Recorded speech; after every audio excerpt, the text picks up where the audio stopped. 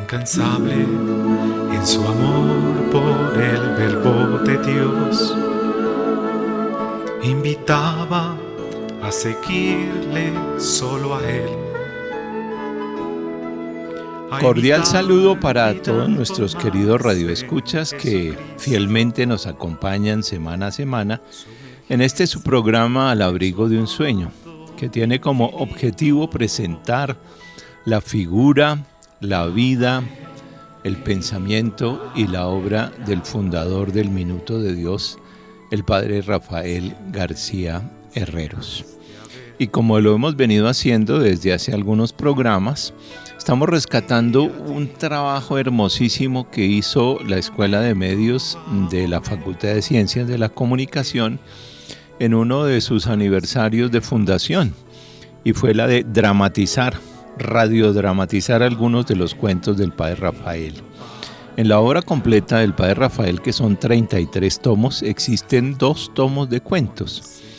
Y la Escuela de Medios hizo una selección de algunos de ellos para radiodramatizarlos.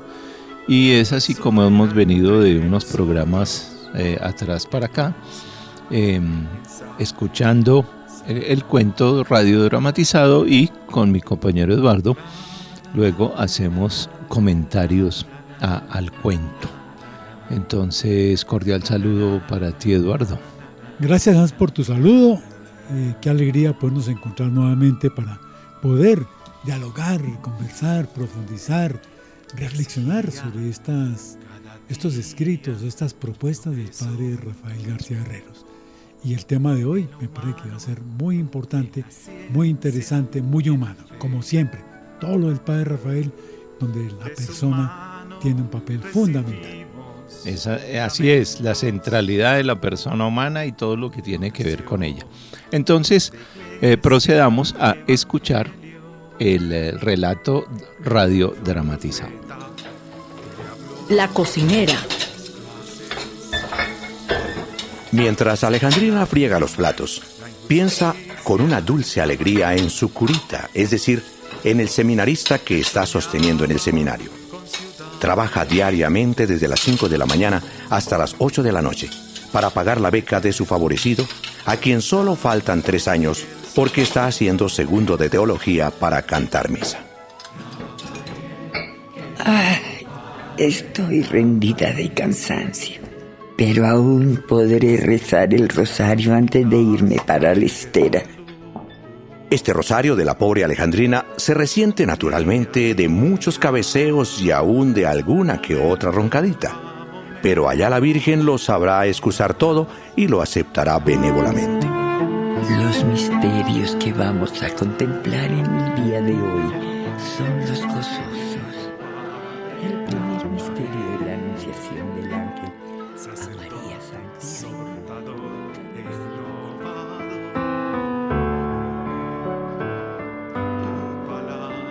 Hace ya 8 años viene absteniéndose por el seminarista de muchas cosas, recortando sus gastos personales hasta el extremo, para poder mandar ese dinerito a su seminarista. Cada 15 días le llegaban cartas de su protegido. Alejandrina se sentaba en el banco de la cocina y entre lágrimas y suspiros leía las cartas de su teólogo, donde le decía: la primera misa cantada va a ser para ti, mi querida viejita.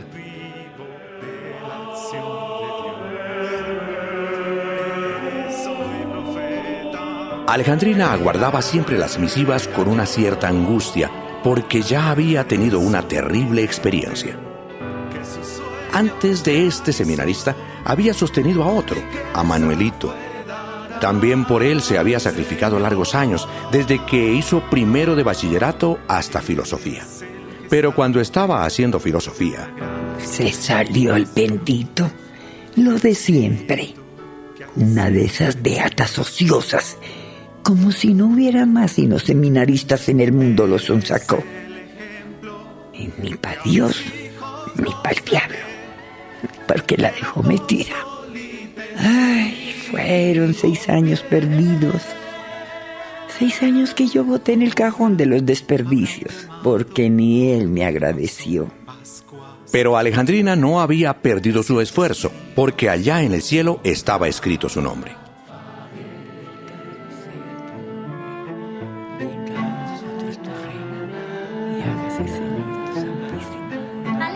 Alejandrina, una carta para ti.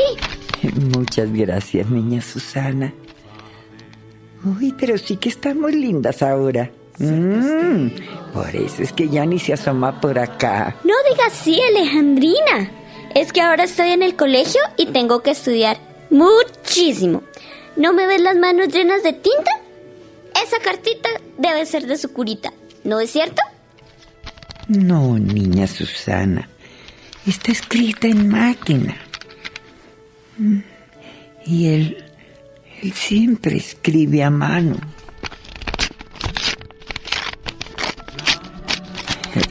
Es del rector. No me gusta que me escriba el rector. La otra vez que lo hizo fue para darme la mala noticia de que Manuelito se había salido del seminario.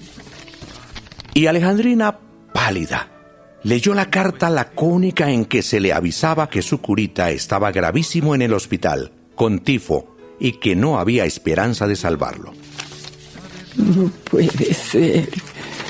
No puede ser. Mi seminarista, mi teólogo, el que me iba a cantar misa y el que me iba a abrir las puertas del cielo.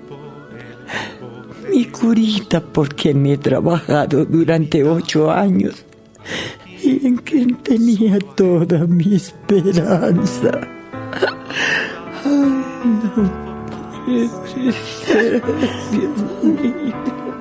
La pobre Alejandrina ya no tendría el gusto de ver cantar misa a su sacerdote, ni la dicha de comulgar de manos de su curita, ni la de morir en sus brazos.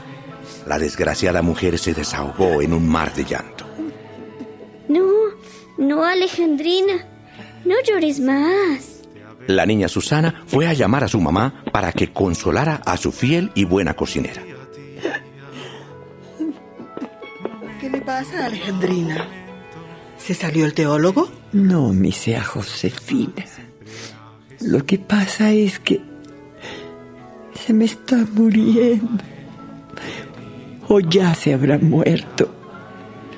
Y yo ya no lo veré sacerdote. Todo se perdió otra vez. Tenga confianza, Alejandrina. Dios todo lo puede. Vamos a rezar por él. No, mi sea Josefina. Cuando el padre rector escribe, es porque el caso es perdido. Lo más seguro es que ya esté muerto. Oh, mi seminarista. Usted no sabe lo que es soñar tener un sacerdote y fracasar. No sabe lo que es fregar 14 años y perder la brega. Ya no volveré a soñar con nada, doña Josefina, ni a esperar nada fuera de mi muerte. Ya, no sufra más, no llore, tenga fe, Dios lo puede todo.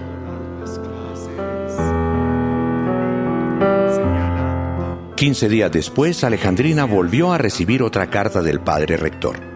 En ella le contaba los últimos momentos de su curita y que en el delirio del tifo la nombraba y hablaba de su primera misa. Y la informaba, por si le interesaba, de que había en el seminario un niño a quien se le había muerto su padre y que tendría que retirarse si alguna persona caritativa no le ayudaba. Si ya eran una buena experiencia los dos en que gasté esperanzas y trabajo. He perdido 14 años. Volver otra vez. Después del rosario en que no se durmió, hundió la honrada y arrugada frente entre sus manos ennegrecidas y así se quedó largo rato en la humilde soledad de la cocina. Después se levantó y se dirigió resueltamente a la mesa de la plancha, donde acostumbraba a escribir sus cartas.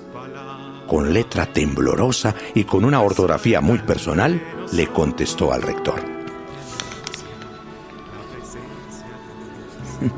Señor rector, aunque ya he perdido 2 seminaristas, junto con 14 años de trabajo, y tengo despedazada el alma por no haber logrado ver mi ensueño, un sacerdote formado por mí, dígale sin embargo al muchachito de que me habla en su carta que no se vaya, que una vieja cocinera que ya tiene 60 años le pagará la pensión. Dígale su merced que se porte muy bien y que eso sí me permita que la primera misa cantada la ofrecerá por mí.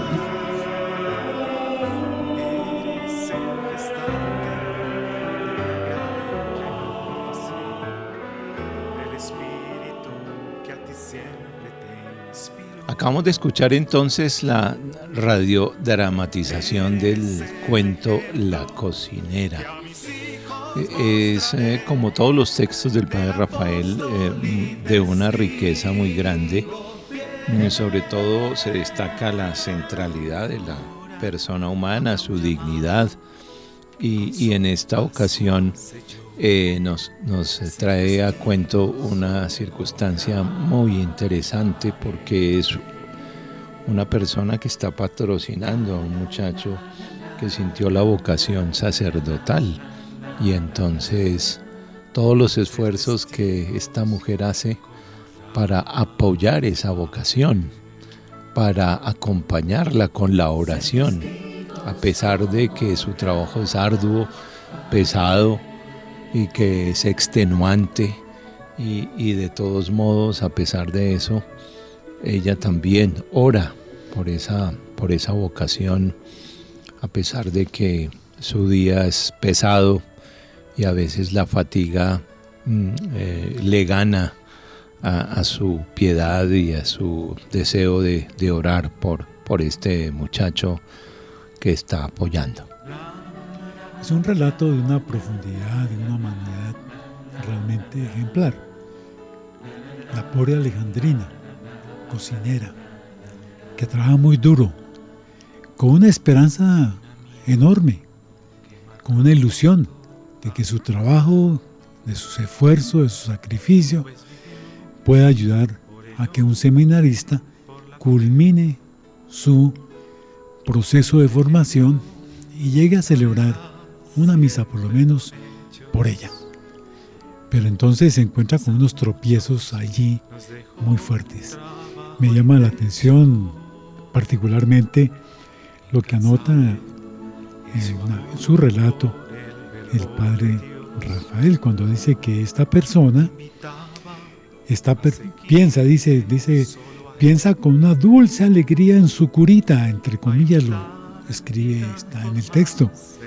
Es decir, en el seminarista que está sosteniendo en el seminario. Entonces, esta es una situación realmente ejemplar.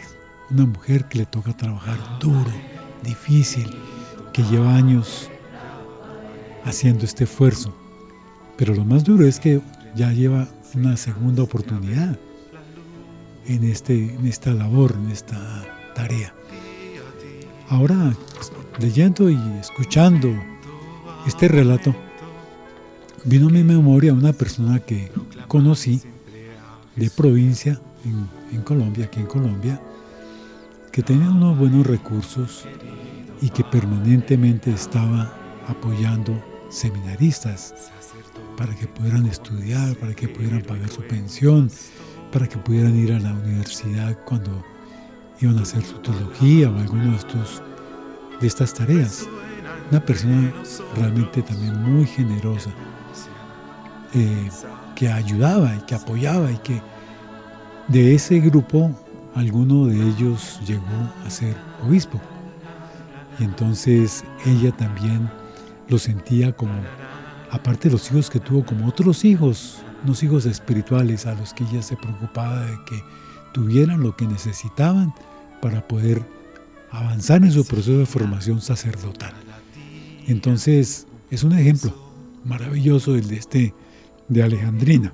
También el de tantas otras personas que pueden hacer esto. Y una invitación, porque sabemos que los seminarios en general tienen dificultades para mantener a los estudiantes, porque generalmente vienen de sectores pobres, Hans. Y entonces el sostenimiento pues es una tarea bastante gravosa para una diócesis. Y ahí hay todo un campo en que se puede apoyar, se puede ayudar. Así es. Y entonces tenemos este relato hermoso de Alejandrina, que había apoyado primero a un seminarista durante como 6 años y luego recibió una carta del rector del seminario de que Manuel, a quien estaba apoyando, se había retirado. Y en esta oportunidad también leyó una carta del rector y era un mal augurio. Ella se asustó porque no le gustaba que el rector le escribiera. Ella recibía con alguna frecuencia cartas de su ahijado, pues, porque lo estaba apadrinando de alguna forma. Y le alegraban el corazón, y ella reiteraba su oración por él, le enviaba dinero de lo que ganaba ella en su humilde trabajo.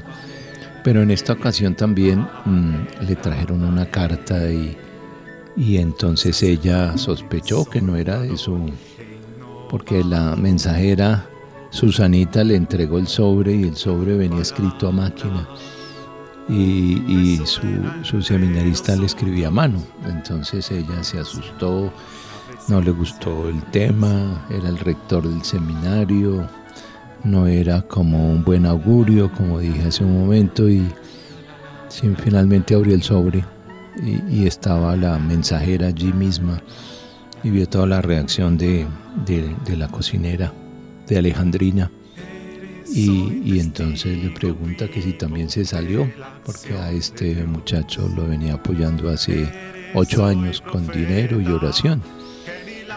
Y también a través de la correspondencia que se enviaban.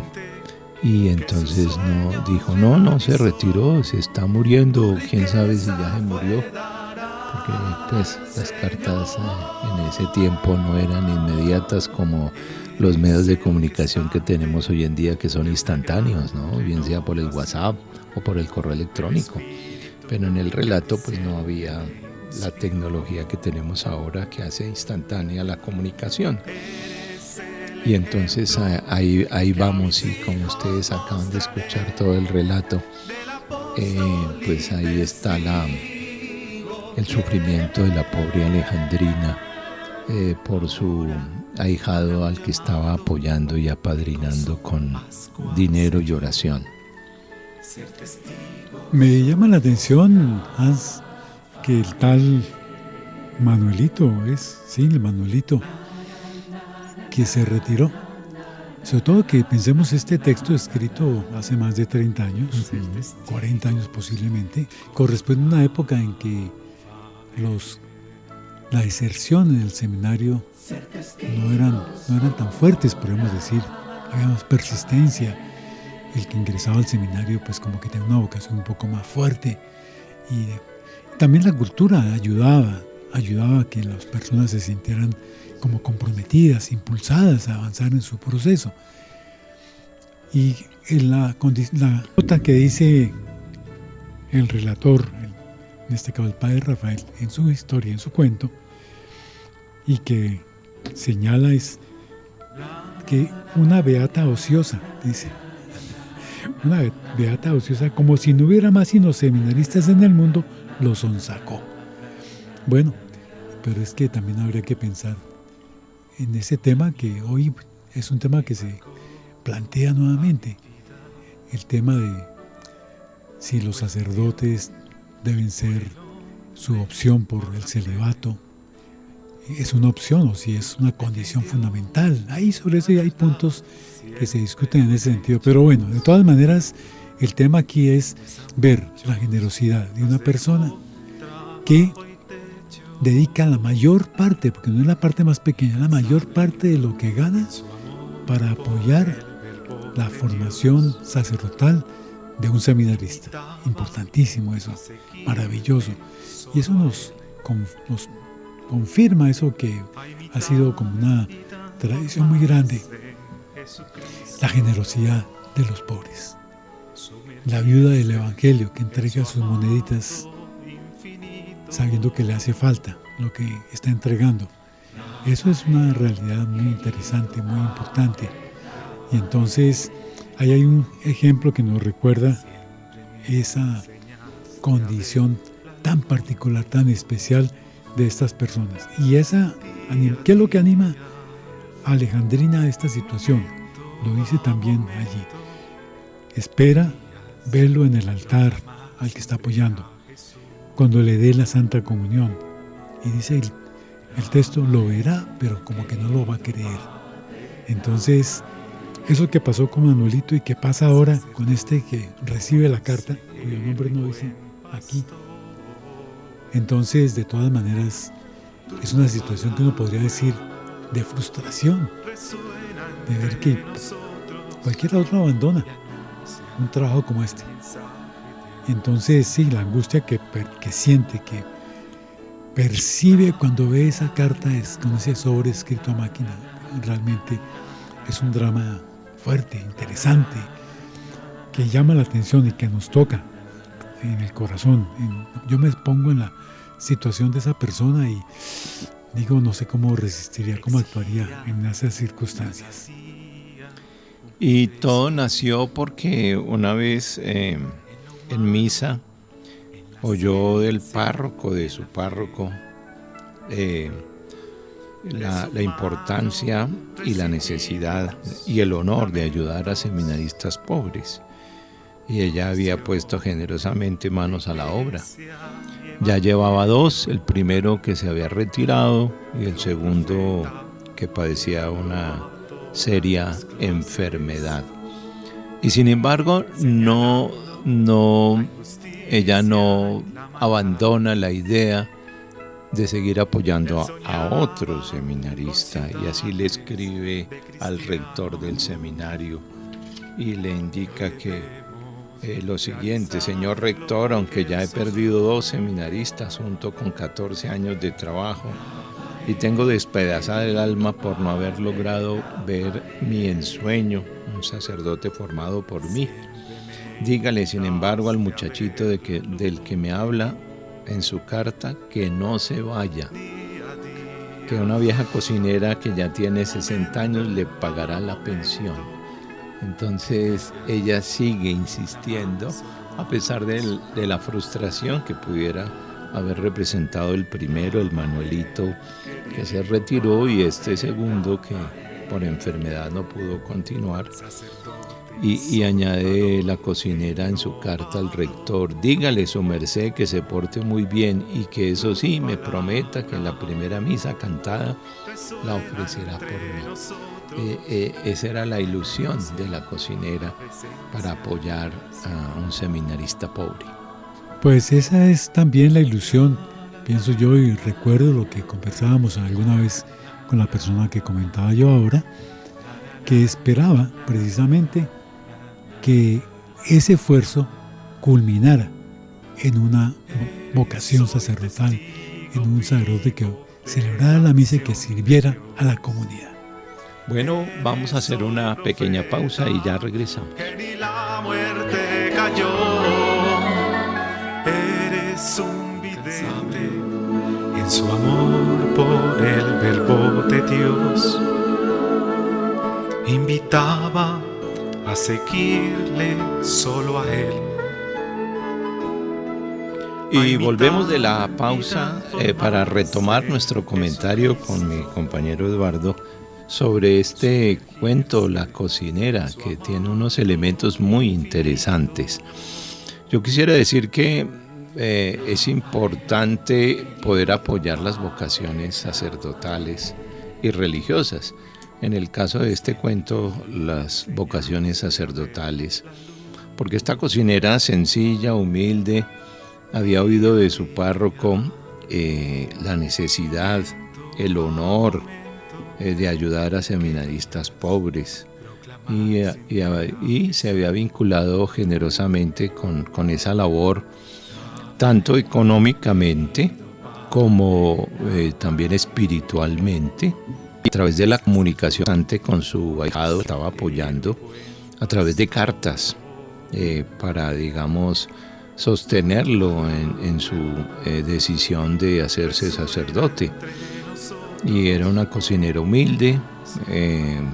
Este es un relato, es un cuento de hace muchos años. Se ganaba 20 pesos, imagínense ustedes. Podríamos decir que era como el sueldo mínimo de la época. Y sin embargo, buena parte de ese ingreso lo dedicaba al apoyo económico, al sustento del seminarista que estaba apoyando, que era un seminarista pobre.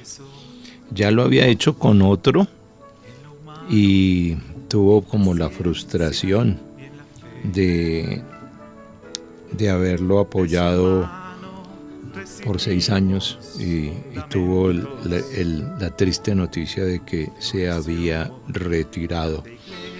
Y sin embargo, ella persistió, asumió otro seminarista para apoyar. Y la triste noticia es que después de 8 años de apoyarlo económica, espiritual y comunicacionalmente, se le enfermó y le llegó la triste noticia. Pienso que este cuento también nos da pie para hacer un análisis en nuestro tiempo de las vocaciones sacerdotales. Los jóvenes de hoy en día piensan en 1000 cosas. A veces el interés es estudiar una carrera que les dé dinero, que les retribuya económicamente la inversión que han hecho en su estudio y en el tiempo para hacerlo. Por eso en el horizonte de muchos no aparece la opción del servicio a los demás a través del sacerdocio, del servicio en la iglesia al prójimo. Y en muchos lugares del mundo hay una crisis vocacional muy fuerte. Propiamente los seminarios no están llenos, hay unos que están casi vacíos, siendo una infraestructura enorme y que hay que sostener, y sin embargo pues no hay vocaciones suficientes en algunas diócesis. Otros les ha tocado fusionarse con diócesis vecinas o con la arquidiócesis a la que por región pertenecen, por ser una diócesis sufragánea, y como para racionalizar costos. Entonces, porque siempre mantener un seminarista tiene su costo, tanto de alimentación, la parte académica, sus gastos básicos, etc. Entonces, muchos jóvenes de nuestro tiempo no están pensando en servir a los demás en la iglesia, sino coger otros caminos y tal vez de manera un poco egoísta, pensando en ellos mismos, que lo que estudien les pueda retribuir más adelante económicamente. Una realidad que preocupa y que, sin embargo, nos lleva, yo rescato de la historia, esta historia, pues varias cosas, pero una que me llama la atención, refiriéndose a lo que tú estás mencionando, me parece que también el caso, aquí hay un tema de comunicación que es interesante. Por un lado, ella se comunica, se escribe cartas con su seminarista, el que está apoyando, y nos cuenta que el primero le decía que la primera misa que iba a celebrar sería, precisamente teniéndola en cuenta, la primera misa cantada va a ser para ti, mi querida viejita, le decía. Y bueno, el otro no nos cuenta qué le decía, pero sabía que se escribía, que estaba orando por él. Hay una comunicación del rector también. En el caso primero para decirle que se va retirado y seguramente le invita a que ayude, como hace en el segundo caso. Entonces aquí hay algo que conecto con lo que tú estabas anotando. Muchas veces las diócesis tienen dificultad para poder financiar esos seminarios, lo conoce uno. Aquí este rector encuentra en esa persona a alguien que ayuda y no tiene duda cuando le escribe una carta en que, según lo que dice el relato, le cuenta los últimos momentos de la vida del curita, del seminarista que por tifo muere. Y dice también que en ese delirio que generó el tifo en él, la nombra y hablaba de su primera misa. El seminarista que estaba enfermo, que quería cumplir, siente que seguramente que está fallando, que está faltando, que no está respondiendo a la esperanza que ella tenía puesto en él, de que la primera misa o que una de las misas la tuviera presente y que le diera la comunión en un momento determinado. Y entonces el rector acude a una persona que tiene la confianza de que va a ayudar a este seminarista. Él le suelta la noticia de que hay un muchacho pobre que podría ser sacerdote, pero que no tiene cómo poderlo hacer. Y entonces ella toma la decisión de hacerlo. Entonces me parece interesante. Recuerdo también de la señora que he comentado ya 2 veces, muchas circunstancias de ese estilo. Acuerdo, por ejemplo, en algún momento en que uno de los seminaristas que se graduaba ya, que ya lo iban a ordenar, pues por esas circunstancias de las dificultades económicas, tenía problemas para completar lo que necesitaba, lo que esperaba tener para esa celebración. Y ella, muy generosa, le dio todo lo que se necesitaba y los acompañaba. Era lo más interesante. Los acompañaba, era como una mamá para ellos.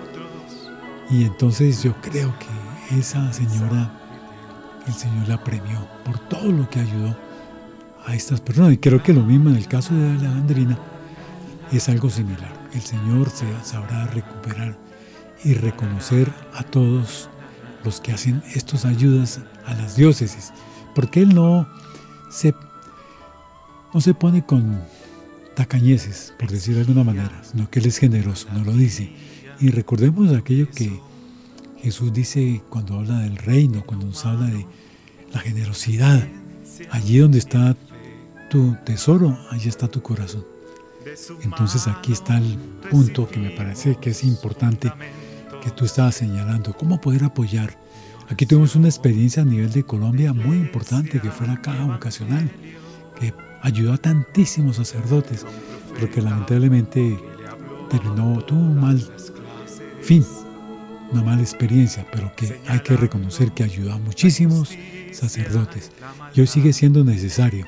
A veces la ayuda económica, pero una que me parece que es muy importante también es la ayuda en cuanto a compañía, en que las personas, estos muchachos sienten que hay una comunidad que los espera, que hay unas familias que los pueden apoyar, a las cuales pueden acudir, a las cuales pueden, en un momento determinado de necesidad o simplemente de descanso, de fatiga, de sentirse un poco abandonados o solos o con crisis, una familia que puedan acudir, una parroquia en la cual pueden encontrar un espacio donde puedan encontrar apoyo y ayuda en esos momentos que son difíciles, cuando se ve un proceso de dedicar la vida al servicio de una comunidad. Siempre hay las inquietudes y lo que tú anotabas, a veces la lucha entre qué hacemos y pensar en que esto es un camino para conseguir unos recursos buenos o un camino para servir a una comunidad.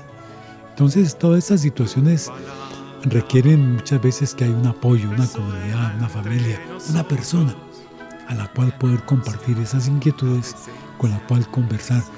A veces el que está en el seminario, el guía espiritual, pues puede ser que hay momentos en que a lo mejor no se comparten cosas porque son como que no parecen de ese espacio. Entonces, siempre, importantísimo, poder brindar apoyo a los seminaristas, a los que llegan a nuestras parroquias porque están durante un año haciendo su año pastoral, o los que van de vez en cuando, poderse acercar a ellos, conversar con ellos, darlos, que sepan que hay una comunidad que los acoge, que los valora y que los acompaña con oración en su proceso de formación.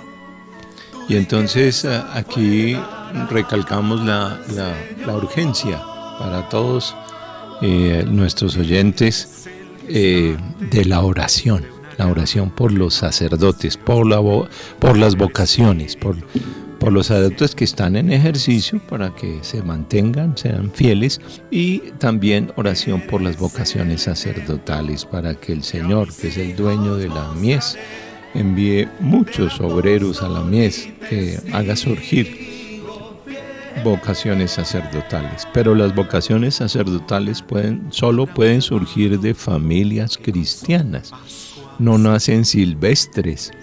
Entonces también necesitamos que las familias sean un territorio, un ambiente propicio para que alguno de sus miembros, alguno de sus hijos sientan la vocación sacerdotal. Es importante pues que el ambiente familiar propicie eso. Y también vocación a la vida religiosa para las muchachas. Es importante pues que la familia pueda generar un ambiente cristiano de tal forma que surja allí casi de manera espontánea el deseo de uno de sus miembros de servir a los demás en la iglesia. Y de manera particular hablamos de la vocación al sacerdocio. Entonces es importante la oración, por un lado. Es importante cultivar la vida familiar, la vida cristiana en la vida familiar, para generar un ambiente propicio para las vocaciones sacerdotales y religiosas en la familia. Y también hacerle ver a los miembros de la familia que la importancia del servicio a los demás, de la solidaridad, del caminar con otros en su comunidad, en su parroquia. Si hay una fuerte experiencia de eso, es probable que surjan las vocaciones sacerdotales y religiosas porque el ambiente es propicio y entonces ayuda a ver esa opción y a tomar las decisiones correspondientes. Entonces, importante eso, la oración, por un lado, y segundo, en todas las parroquias, a veces de tanto en tanto hay campañas de recolección de fondos también para apoyar económicamente a los muchachos.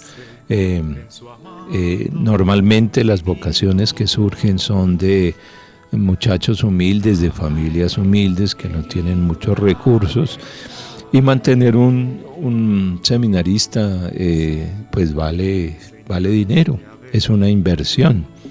Y entonces, así como a Alejandrina, la cocinera, le costó para unos 6 años de su sueldo y su oración, y para otro 8, pues también.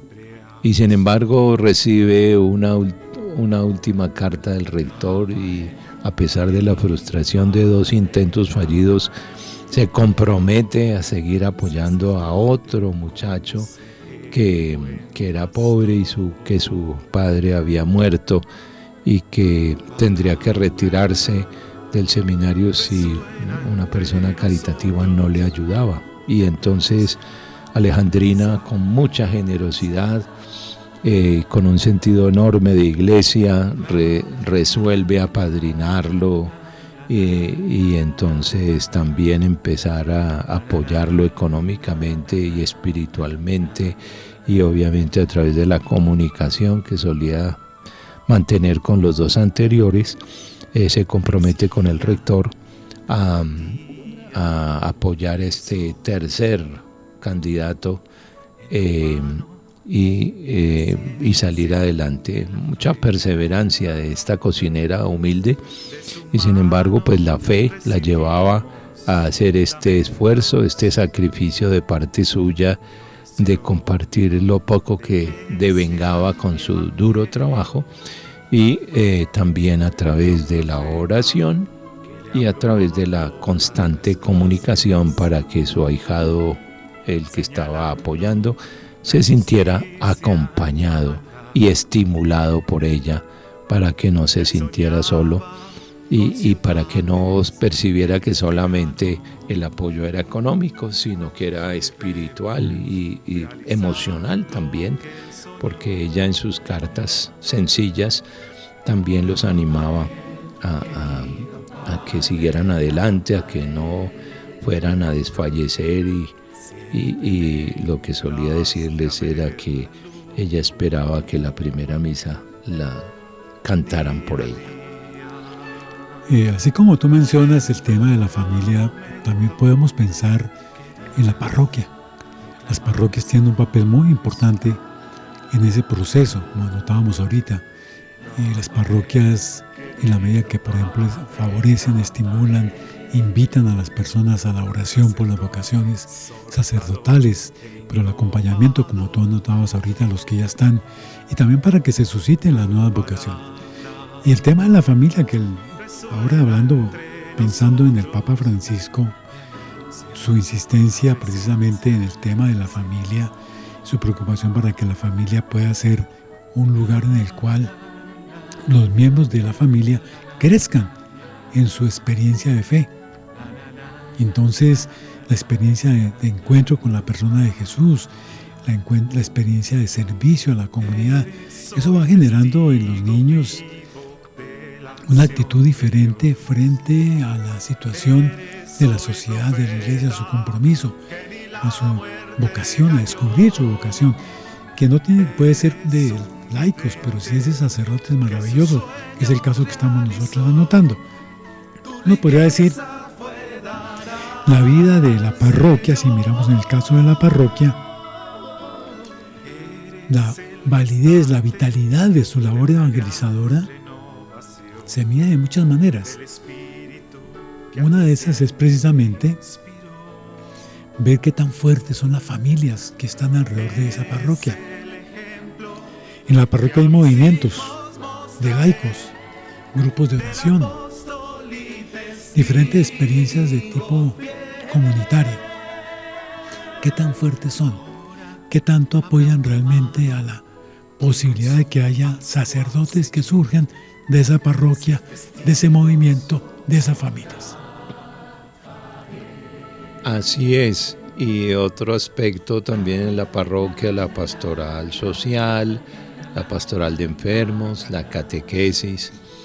Y en muchas historias de vocaciones podemos ver que algunos muchachos comenzaron de monaguillos, antes tuvieron catequesis para los sacramentos, llegaron a su primera comunión, se vincularon como monaguillos, siguieron perseverando y estuvieron en la catequesis de la confirmación y luego sintieron el llamado, hicieron toda una escuela, por decirlo así, todo un recorrido de compromiso cristiano en la parroquia. Por eso me parece interesante lo que anotas, Eduardo, que además de la familia, la parroquia también canaliza esa llamada de Dios para los muchachos. En la medida en que estén muy involucrados activamente, tienen la experiencia del servicio a los demás desde la parroquia y se pueden enganchar y comprometer y escuchar la llamada de Dios para seguir adelante. Una parroquia viva, dinámica, que se proyecta a la comunidad, pues anima a los jóvenes a darle sentido a una vocación, a orientar la vida en cierto sentido de servicio, de apoyo, de contribuir a que la sociedad y que esa comunidad sea cada vez mejor. Entonces, hay toda una tarea. Y entonces, como nosotros formamos parte de una parroquia, pues tenemos que mirar cómo podemos apoyar y podemos dinamizar esta dimensión de los sacerdotes, de las vocaciones, porque a veces escuchamos, sí, la queja de parte del párroco, del obispo, como tú anotabas ahorita, Hans, a veces escuchamos en las conversaciones, pero es que la tarea corresponde a todos nosotros. Decía el Papa Francisco en algún momento, refiriéndose al tema de las vocaciones sacerdotales, que debíamos confiar en el Señor. Él, sabemos, como lo dijo, que es mucha la mies y los obreros son pocos, y Él es A Él es al que hay que pedirle que nos ayude a que haya cada vez más obreros y generosos y entregados, y que haya personas que apoyen esa labor, esa tarea, como esta Alejandrina maravillosa que hizo tanto esfuerzo para ayudar a que hubiera un sacerdote, o 2 o 3, los que alcanzó. En este caso parece que su vida le dio para uno, pero lo hizo con muchísima generosidad. Así es. Y entonces, conclusión del relato de hoy: orar por las vocaciones, orar por las familias, orar por la parroquia, para que de allí surjan vocaciones sacerdotales. Y una última cosita que me llama la atención: en muchas parroquias hay un comité vocacional y paradójicamente está integrado por señoras, entonces, como alejandrinas. Sin embargo, como lo acaba de decir Eduardo, la responsabilidad es de toda la comunidad, de las familias, para que de allí pueda el Señor llamar a muchos muchachos para el compromiso en la iglesia de servicio a los demás. Infortunadamente se nos termina el tiempo. Agradecemos su amable sintonía, su atención a este programa y los invitamos para la próxima semana. Recuerden que este es un programa realizado por el Centro Rafael García Herreros de la Facultad de Estudios Bíblicos, Pastorales y de Espiritualidad de Uniminuto. Muchas gracias. Que hoy debemos realizar lo que Él soñó.